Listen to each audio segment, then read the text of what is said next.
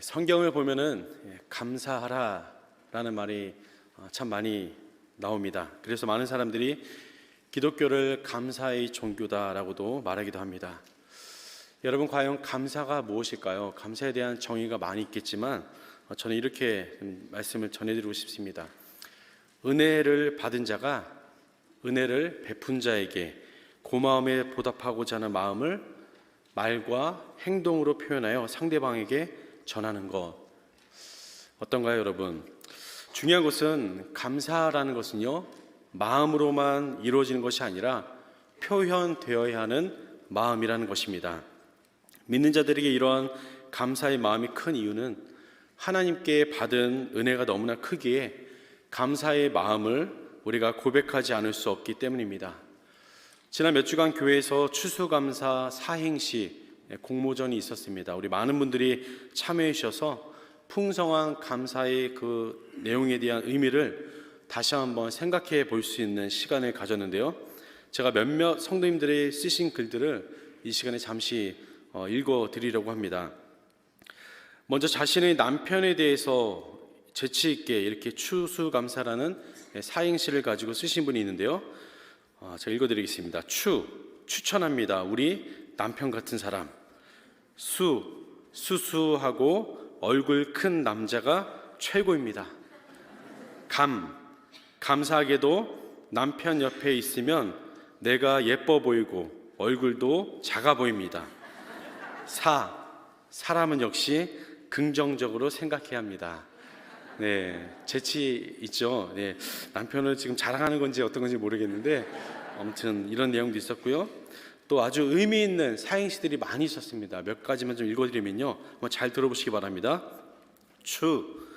추수감사절이 지나면 계절도 바뀌겠지만 수많은 사람 중에 나를 택해 자녀 삼으신 주님의 사랑엔 계절이 없습니다. 감사하는 마음으로 예배드리고 사랑하는 하나님께 영광 돌립니다. 아멘. 우리를 택하여 주신 하나님께 한번 우리 영광의 박수 한번 올려드릴까요? 아멘. 또 다른 글 하나 읽어드리겠습니다. 추억하고 기억하는 모든 인생의 순간들. 수수하게 웃고 떠들던 아름다운 인생의 여정. 감사하게 돌아보면 모든 것이 주님의 은혜. 사랑하며 받은 은혜를 나눠주는 남은 나의 인생이 되기를. 너무나 좋죠. 그런가 하면 마지막으로 하나만 더 읽어드리겠습니다. 이러한 추수감사 사행시도 있습니다. 추수감사절 기념 남편에게 하는 특급 칭찬. 수고했어요. 감사합니다. 사랑합니다. 제가 쓴 글이 아니고요, 성도님들이 보내신 글입니다. 이런 특급 칭찬이 우리가 추수감사절뿐만 아니라 매일의 삶 가운데, 여러분의 가정 안에서, 또 여러분의 부부관계 안에서, 또 자녀들에게, 또 우리가 섬기는 사랑방 안에서 풍성한 이런 감사의 제목들이 가득하기를 간절히 원합니다. 우리 한번 이 시간에 옆에 계신 분들하고 한번 연습 한번 해볼까요? 이 멘트를 가지고 한번 이렇게 인사했으면 좋겠습니다. 올 한 해도 수고 많았습니다. 올 한 해도 수고 많으셨습니다. 당신이 있기에 감사합니다. 당신이 있기에 감사합니다.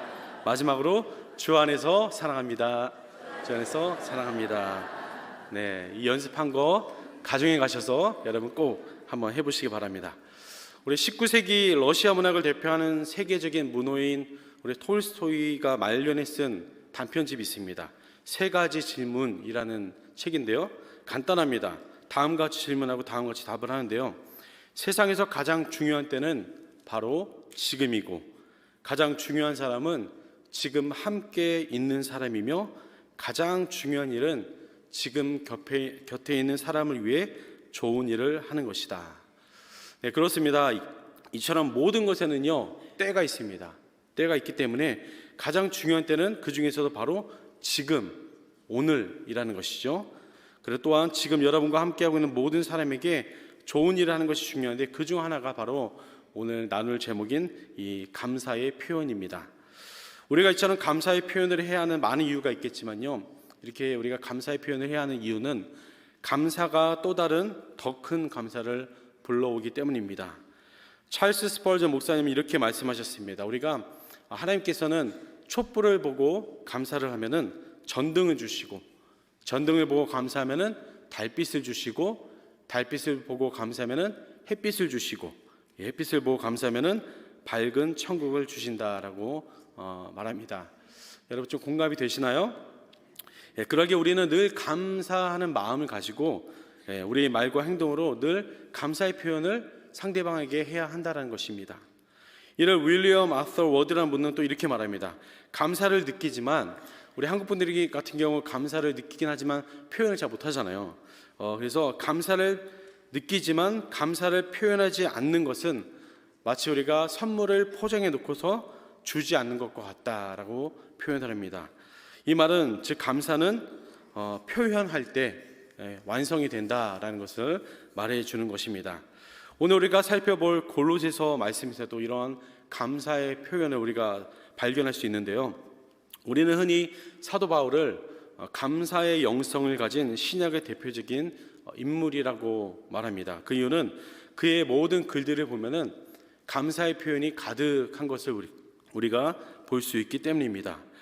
오늘 말씀 골로새서는 특히 세상적인 관점으로 보면은 전혀 감사할 수 없는, 사도 바울이 감옥에 억울하게 갇혀 있을 때 썼던 글입니다. 사도 바울이 쓴 글 중에 오늘 읽은 골로새서와 또 에베소서, 빌립보서, 이 빌레몬서를 우리는 옥중서신이라고 말을 합니다.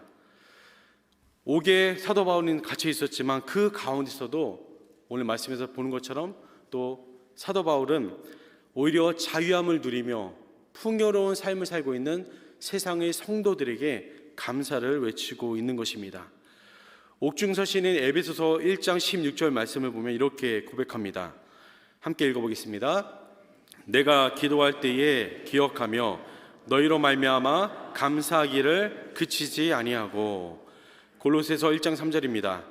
우리가 너희를 위하여 기도할 때마다 하나님 곧 우리 주 예수 그리스도의 아버지께 감사하노라. 또 다른 옥중서신인 빌립보서 1장 3절입니다. 내가 너희를 생각할 때마다 나의 하나님께 감사하며. 이처럼 상황과 편지를 받는 그 대상은 각각 다르지만 사도 바울은 감옥에서 한결같은 태도로 편지를 받는 수신자들에게 감사함을 표현하고 있습니다.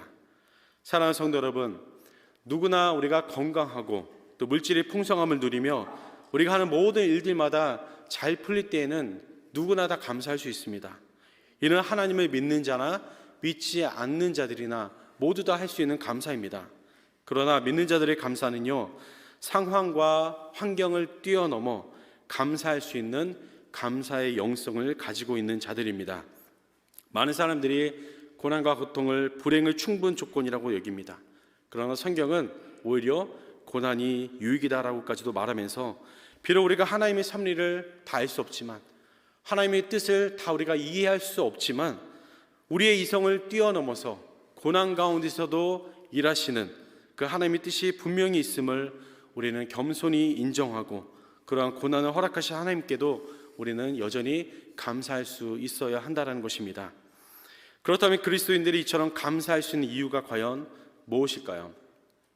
이를 사도 바울은 로마서 8장 28절에서 이렇게 말합니다. 한 목소리로 함께 읽어보겠습니다. 우리가 알거니와 하나님을 사랑하는 자 곧 그의 뜻대로 부르심을 입은 자들에게는 모든 것이 합력하여 선을 이루느니라. 아멘, 아멘. 여러분은 하나님께서 어떤 상황 가운데 있을지라도 합력하여 선을 이룬다는 이 말씀을 여러분 믿으십니까? 아멘. 이 말씀은 그저 우리가 하는 모든 일들이 잘 될 거야 라는 바람이거나 막연한 어떤 소망을 주고자 하는 말이 아닙니다. 이 고백은 사도 바울의 삶 가운데 역사하셨던 하나님의 놀라운 일하심에 대한 그의 간증이요, 그의 고백인 것입니다. 그러기에 사도 바울은 오늘날 우리에게도 자신이 깨달은 이 놀라운 비밀을 말하면서 범사에 감사할 것을 권면하고 있는 것이지요.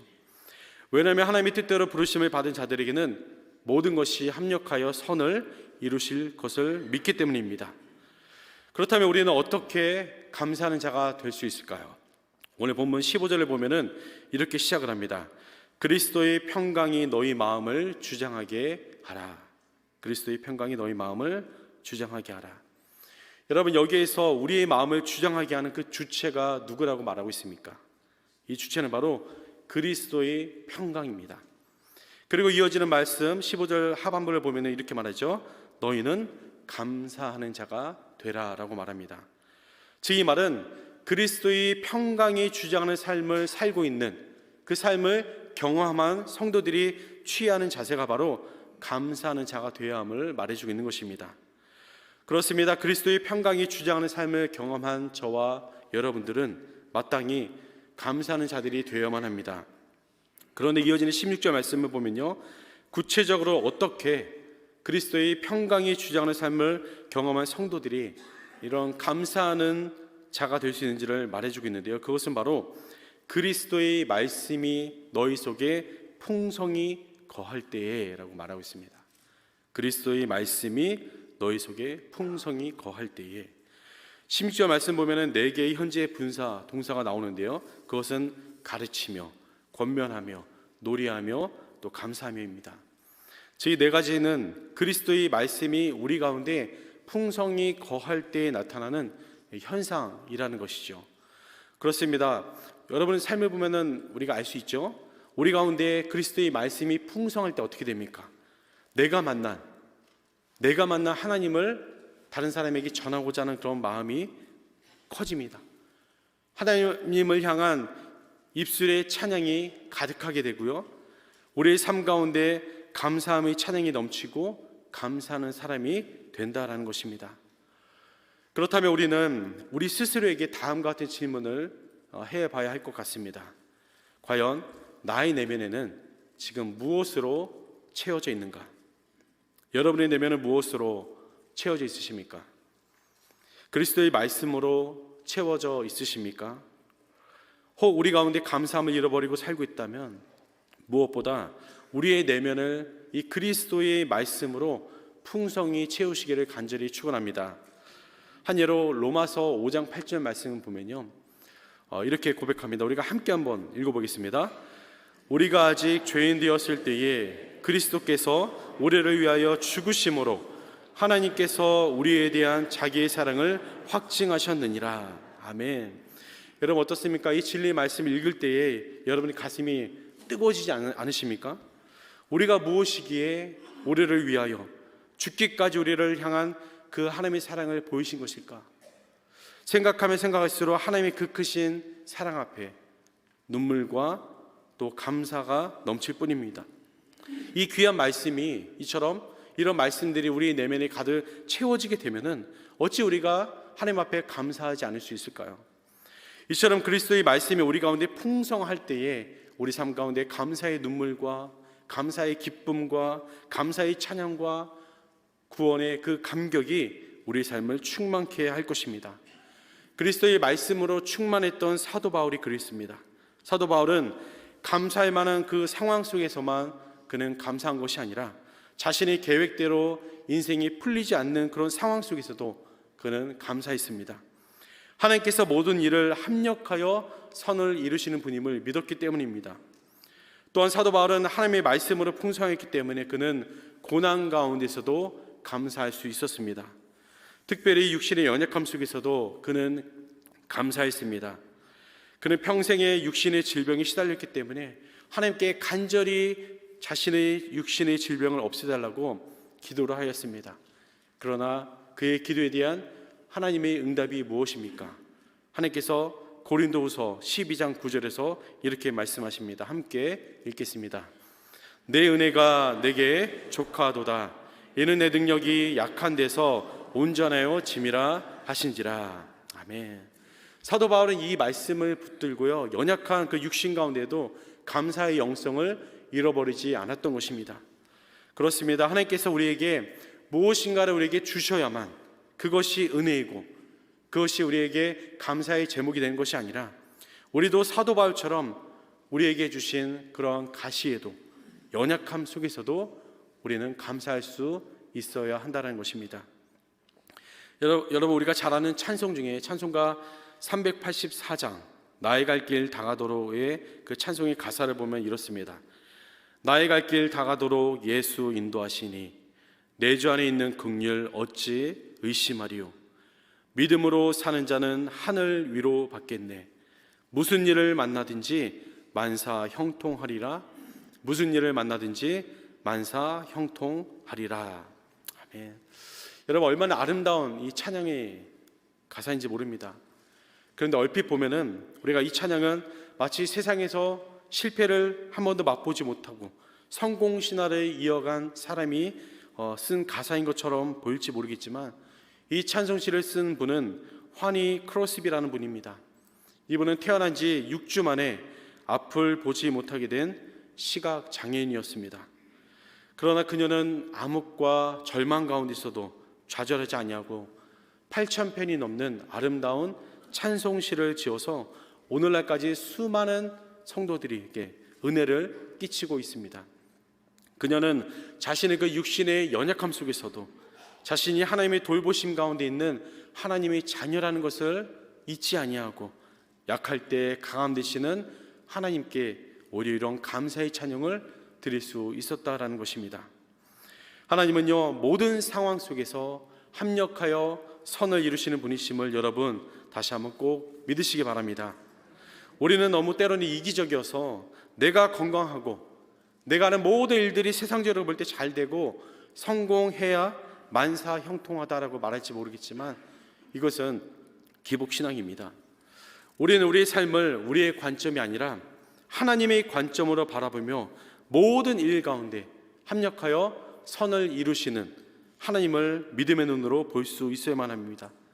사도 바울의 삶을 보면 앞서 말씀드린 것처럼 그의 계획대로 되지 않을 때에도 감사, 길이 막혀 있을 때에도 감사, 고난 중에도 감사, 육신의 연약함 속에서도 감사, 억울하게 감옥에 있었을 때에도 감사, 상황과 형편을 뛰어넘어 그의 삶에는 이런 감사의 고백이 풍성했습니다.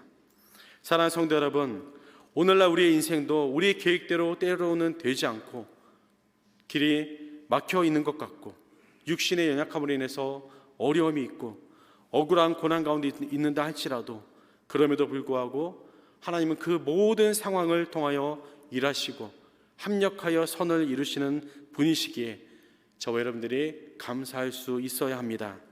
감사할 조건과 상황이 있어야 감사하는 것이 아니라 그리 아니하실지라도 감사할 수 있는 그 영성이 저와 여러분에게 있기를 간절히 축원합니다. 제가 신학교 시절에 학교 기숙사에서 살 때에 저희 바로 옆집에 김신혜 사모님이란 분이 살고 계셨습니다. 제가 한번 말씀드릴 게 있는 것 같은데요. 우리 김신혜 사모님이 둘째 아이를 임신을 하였는데요.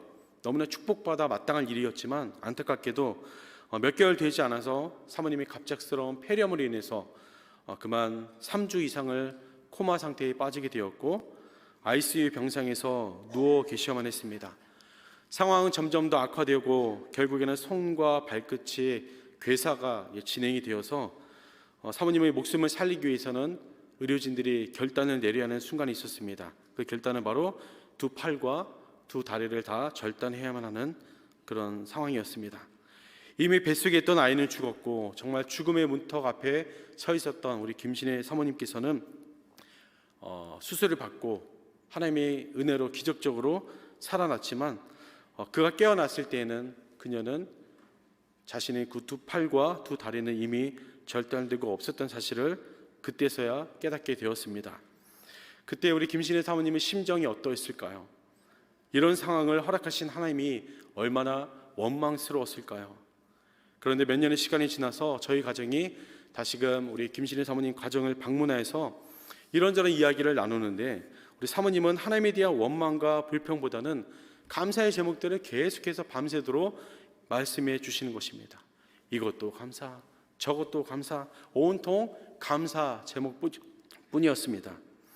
무엇보다 첫째 아들인 세인이를 볼 수 있다는 것에 감사했습니다. 그리고 두 팔 모두 우리 팔꿈치 아랫부분이 절단되어 온전히 사용할 수 없었지만 도자기 공방을 다니면서 숨이라는 자신의 어떤 브랜드로 여러 그릇들을 만들면서 하나님께서 새롭게 사모님에게 주신 그 비전을 나누어 주셨습니다. 그리고 다리도 의족을 착용해서 운전도 하게 되었는데요. 그 어려운 상황 가운데서도 웃음을 끝까지 잃지 아니하시고 오히려 저에게 하는 농담이 이제 우버로 돈을 좀 벌어볼 수 있을 것 같아요 라는 농담을 할 정도였습니다. 어떻게 이 사모님이 이 어려운 시간들을 과연 이겨낼 수 있었던 것일까요? 그때 우리 김신혜 사모님의 말이 기억나는데요. 그 말이 우리 김신혜 사모님의 카톡의 프로필에도 고스란히 남아있는 말씀이 한 구절이 있었습니다. 그 말씀은 바로 디모데전서 4장 4절과 5절 말씀입니다. 한 목소리로 함께 한번 읽어보겠습니다. 하나님께서 지으신 모든 것이 선함에 감사함으로 받으면 버릴 것이 없나니 하나님의 말씀과 기도로 거룩하여 짐이라. 아멘. 그렇습니다. 우리 김신혜 사모님은요, 자신의 상황을 한탄하며 그가 원망했던 것이 아니라 하나님의 말씀과 기도로 충만하고 거룩하여져서 그런 어려운 상황 가운데서도 모든 것을 합력하여 선을 이루시는 하나님을 의지하며 그 모든 상황을 감사함으로 받고 감사함으로 나아갔던 것입니다. 여러분, 두 팔과 두 다리 모두를 한순간에 잃어버린 이 김신혜 사모님도 이처럼 하루하루를 감사함으로 사시는데 저와 여러분이 감사하지 못할 것이 무엇입니까? 혹시 우리의 삶이 언제부터인가 감사는 메말라가고 채워지지 않는 우리의 욕망은 더욱더 커져 주신 은혜에 우리가 감사하지 못하고 살고 있지는 않으신지요? 그렇다면 다시 한번 추수감사주의를 맞이해서 잃어버린 감사의 영성을 회복하는 오늘 하루 되기를 간절히 축원합니다. 앞을 보지 못하고 듣지도 못했던 우리 헬렌 켈러도 이런 말을 했습니다. 나에게는 주어진 것이 너무나 많이 있습니다. 그렇기 때문에 나에게 어떤 것들이 없는지 생각하며 머뭇거릴 시간조차 나에게는 없습니다 라고 고백하였습니다. 사랑하는 성도 여러분, 감사하는 자들이 다 되시기 바랍니다. 감사는요 마치 마중물과 같습니다. 작은 감사를 우리가 부으면요 큰 복의 샘물이 터지는 것이 성경이 말하는 영적인 원리입니다.